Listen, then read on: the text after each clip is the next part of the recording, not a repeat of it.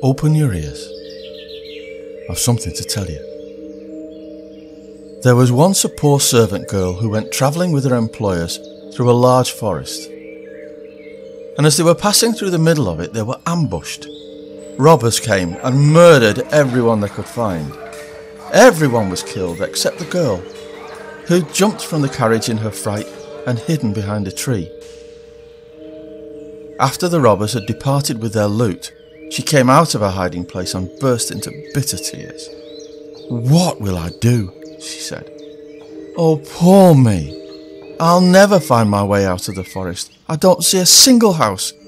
I'll starve to death."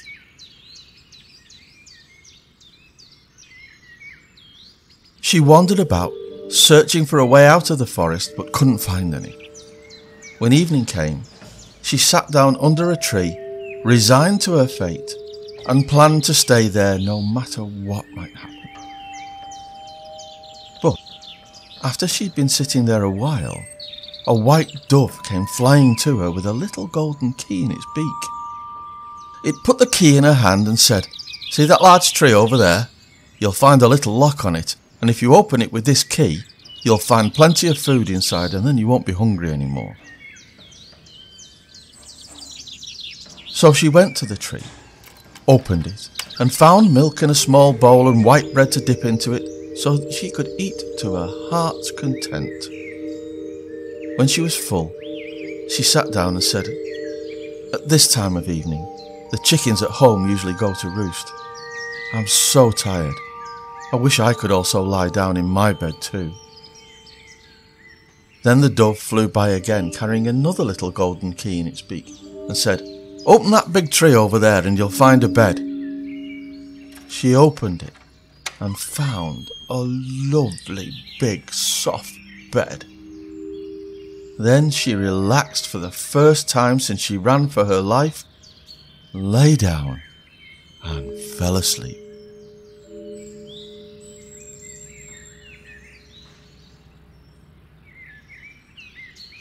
In the morning, the dove came a third time with another little key and said, "Open that tree over there and you'll find some clothes." When she opened it, she found clothes lined with jewels and gold, more splendid than those of a princess, and yet suitable for the woods. This was how she lived for some time, and the dove came every day and took care of everything she needed, and it was a good quiet life, if lonely. However, one day the dove came and said, "Would you do a favour for me?"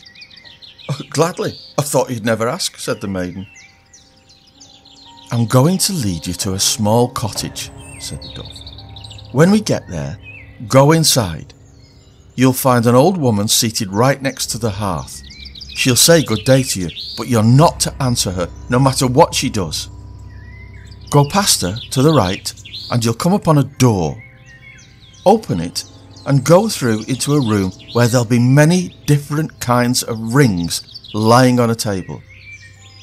You'll see magnificent ones with glistening stones, but don't be tempted. You're to leave them alone. There'll be a simple one lying among them. Pick out that one and bring it to me as fast as you can. Don't look back, whatever you do."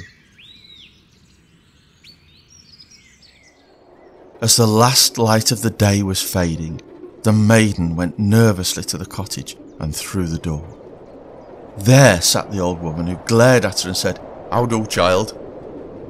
But the maiden was very focused, looked straight ahead, didn't hesitate, didn't make eye contact, didn't answer her, just put her head down and proceeded directly toward the door. "Where are you off?"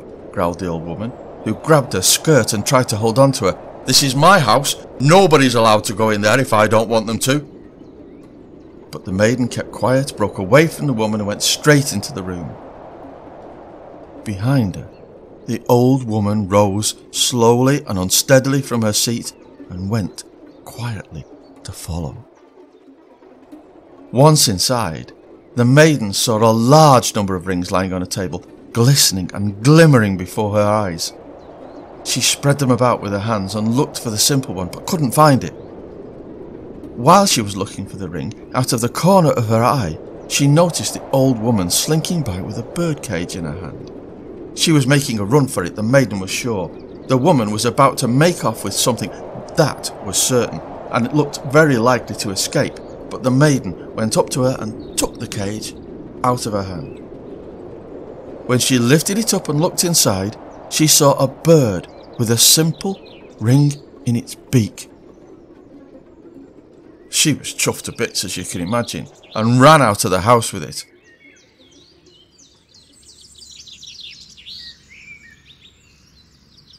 She thought the white dove would come and fetch the ring now, but it didn't appear. So she leaned against a tree, intending to wait for the dove.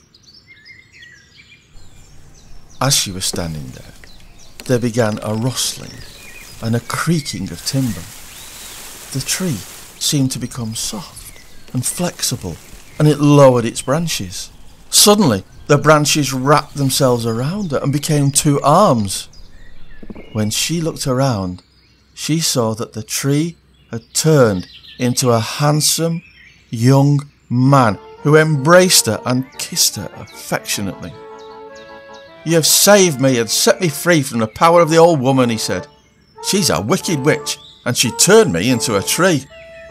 For a few hours every day I was a white dove, doomed to see the world but played no part in it.